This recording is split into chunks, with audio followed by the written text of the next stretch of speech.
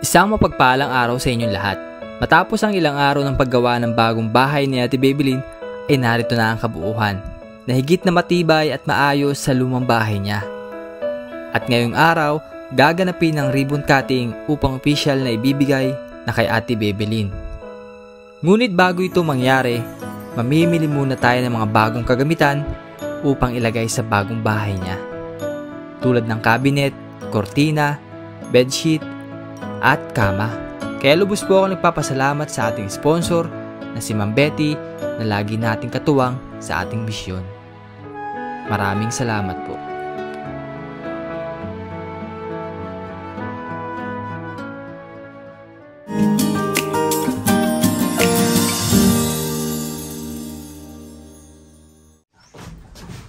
At sa mga kababayan, at lalagyan na po natin ng linoleum. So kasama natin si Mindoro nga niya, ako si Chrismar.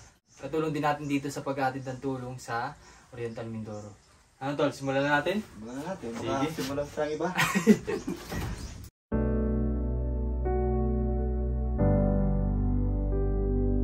At habang nga inaayos ang loob ng bahay ni Ate Bebelyn, sinabi ko muna sa kanya na wag muna sisilip. Upang sa pagbukas niya ng pinto, ay sa kanya lang makikita ang mga bagong kagamitan na binigay sa kanya.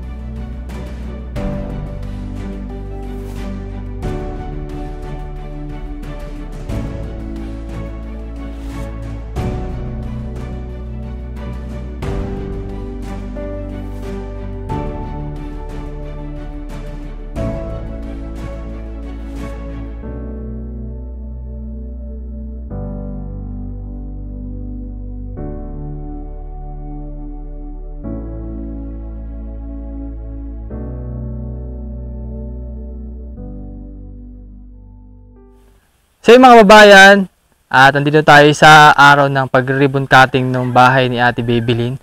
So ito po yung bahay niya, natapos na po namin na gawin, Tate Rene. At yun po, bago i-turnover yung bahay para kay Ate Bebelyn ay nire-ribbon cutting po muna natin. Para sa ganun po ay official na i-turnover na po ni Ate Bebelyn. Ayan. So yun nga mga kababayan, at wala tayong kasamang pare. So ang mangyayari po ay diretsong ribbon cutting po ang mangyayari. So, bago tayo magsimula ay magpipray po muna tayo. Magsitungo po tayo at ipanalangin natin ang kalakasan ng bawat isa. Suportahan niyo po ang mga tumutulong sa akin, lalo-lalo na po ang blessing na natanggap ko kay Lord. Nagpapasalamat po ako at maraming salamat po sa mga sponsor, lalo na kay Ma'am Betty at lalo na po kay Tita Elf. Nabigyan mo pa po sila ng kalakasan, lalo na po si Tita Elf sa kanyang mga pagsubok na dinadaanan. At maraming salamat din po kay Kuya Renz at kay Kuya ano po? Chrismar. At ingatan niyo po sila at tulungan, marami pa po sana silang matulungan. Thank you po God. Ito po ang samot dalangin sa pangalan ni Jesus. Amen. Amen. So, kamusta naman ate? Masaya? Masaya na, naiiyak ako. Bakit? Hindi ko alam. Ha?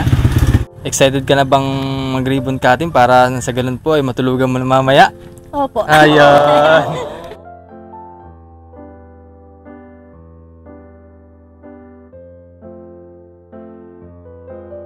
Yay! Sige, buksan mo natin ang mahiwagang bahay mo. Yan, oh. Ayan. Hindi lang tulugan niya. Tulugan. So, bago tayo patuloy ulit, so ito po yung tradition na ginagawa po namin bago ibigay yung bahay. So, Ren Vlogs House Project number 3, Certificate of Donation is hereby granted to Bebelyn F. Salazar, March 27, 2024. Yan. So, ate, pirma ka muna dito sa sa ano mo. Para official na po na sa kanya yung bahay. Ayun, ako din, te. Perma din.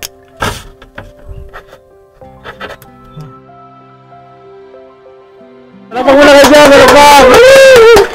Napakarami po natin dito ngayon. Tuwan-tuwa si ate. So yun guys, at syempre, ate, ito naman ay pansamantala muna kami hindi man pupunta dito kasi tapos na rin naman yung mission. Pero, mabibisita ka pa rin naman namin. No? At kakamustahin kung kamusta yung bahay mo, kamusta yung pamumuhay mo. At bago pala magtapos, may pinapaabot si Madam Betty na budget para sa iyo. 1,000 from Ma'am Betty. Ayan. Thank you po, Ma'am Betty. Sana po marami pa po din yung matulungan sa mga sponsor na tumutulong sa inyo. Thank you very much po. So ate, ano yung pakaramdam na nabiyayaan ka ng ganitong bahay? Masayang masaya. Masayang masaya dahil? Dahil nagkaroon ng bahay na pangarap lang ay nagkatotoo. So matagal mo lang pangarap talaga? Mga ilang taon na? Matagal na po nung kami wala pang bahay ng aking anak. Parang nakikitira lang kami sa mga kapatid ko. So ibig sabihin pala talaga, ngayon ka lang nagkameron ng bagong bahay? Matatawag na sa iyo? Hindi na palalayasin. Pero parang hindi naman mapapalayasin ng kapatid, ano? Hindi naman. So yun nga po, si Ate Babylin ay nakilala natin dahil kay Nanay Elsa. Tinutulungan po namin na may asawa po na nakahiga, bedridden na lamang po. So sinama po kami ni Nanay Elsa dito at may kakilala daw siya na talagang hirap po sa buhay. So nakita ko si Ate Babylin na ganito po yung sitwasyon at ayun, kaya po napunta tayo dito sa pagpagawa ng bahay niya dahil ang kanyang tahanan po ay hindi po sa kanya mismo at pinapatirik lang po siya ng kanyang kapatid. So ito ngayon ang panibagong bahay niya. Ayan. So masaya ako na napagawa natin siya ng ganitong bahay na simpleng tahanan po at kasya po silang mag-ina. Nang sa ganun po ay matatawag nilang sariling bahay. Salamat din po kay Ma'am Betty, kay na Ma'am Rowena, Ma'am Cecil, Tita Maria Macnet, sa anonymous sponsors po. Maraming salamat po. Ayan. So, yun nga mga babayan, at tapos na ating ribbon cutting. Siyempre, hindi man mawawala yung kainhan. Yun! Ayan. So, tara po. Kain po muna tayo mga babayan. Ito. Kain time. Kuya, kain mo na.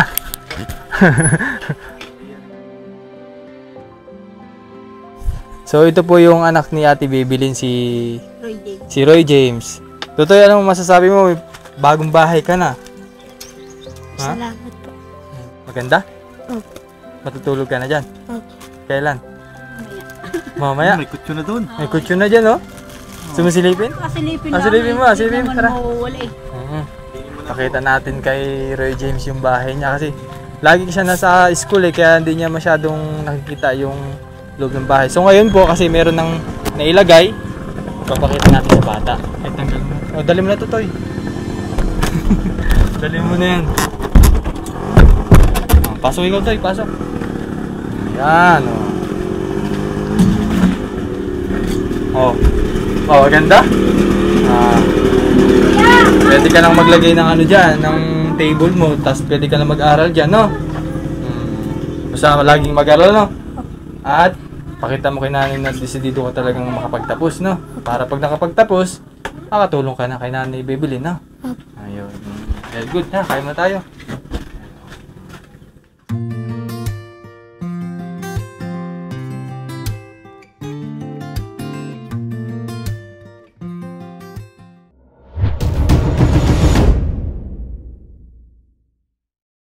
Magandang hapon. Kumusta ka na? Bisita ka, ate. Ate Babylin. At sino ka naman para pumunta dito? May ano lang sana ako dito. Ba't nang sama naman natin ang pagtanggap mo sa akin? Ano ba lang, te? De, sino siya? Oh, mumukhaan ko siya. Parang yung nangaangkin ng lupa. Parang hindi ako yun. Sabihan lang ako at nakita ko dito ng salamisan niya ng pansit at medyo Kaya pala Ay, napadalaw. malante, makikimerenda lang. Baka naman pwede oh, madami pa oh. Okay lang, sige. Pwede ka naman kumuha. Upo na ako. Upo ko muna doon, upo ko muna. Pagsisilbihan ko muna yung bisita. Thank you. Maraming salamat sa biyaya. Sige, kain ko muna, sir. Salamat. Bubusog. Ano yung TV nito? Nanagaw ng lupa tapos kakain dito na. Happy birthday pala, te. Birthday mo ba? O, hindi niya birthday. Ribbon cutting. Cutting lang ba? Oh. Kukunin mo nga yung lupa niya tapos mamaya kakain ka dito. Ah, hindi ako yun. Baka kapatid ko yun. Yung baklang kapatid.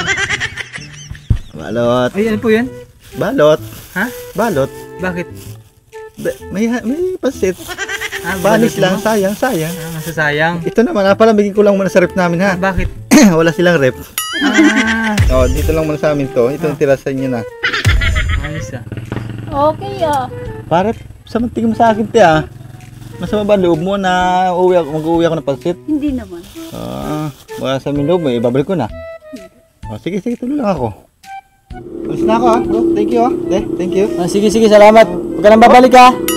Parang pinalimutan ako ah. May hindi ako nakakagyan ah. Ano? Wala ka makalimutan na, wala ka dalang damit Pinakain kanina. ba to? Parang hindi nyo kinakain ah. Pwede ito sa dalawang pamangkin ko ah. Pwede naman. Kuha ka na lang. Ay, hindi, huwag na. Baka hindi nyo rin ito makakain eh. Okay lang to. Nakapingin na rin ako nito. Bakit? Okay na lang. Sige, dadamit ko siyempre. Wala. Kaya atas tinidor doon ay. Wala ka tinidor? O plato? Okay na to, okay na. Sige. Sige, wala na ako ha. Thank you. May sukli ba ako kanina? Pabili ako ng Royal. Ha? Joke. Nice si Manong ah. Thank you. Bye. Di ayos yun ah, parang na-hypnotize tayo nun ah. Kala mo yun, dumaan lang ng amusta. Tapos dinala pa yung tinapay mo. Pinakain mo na Pinakain mo na? Dala lahat.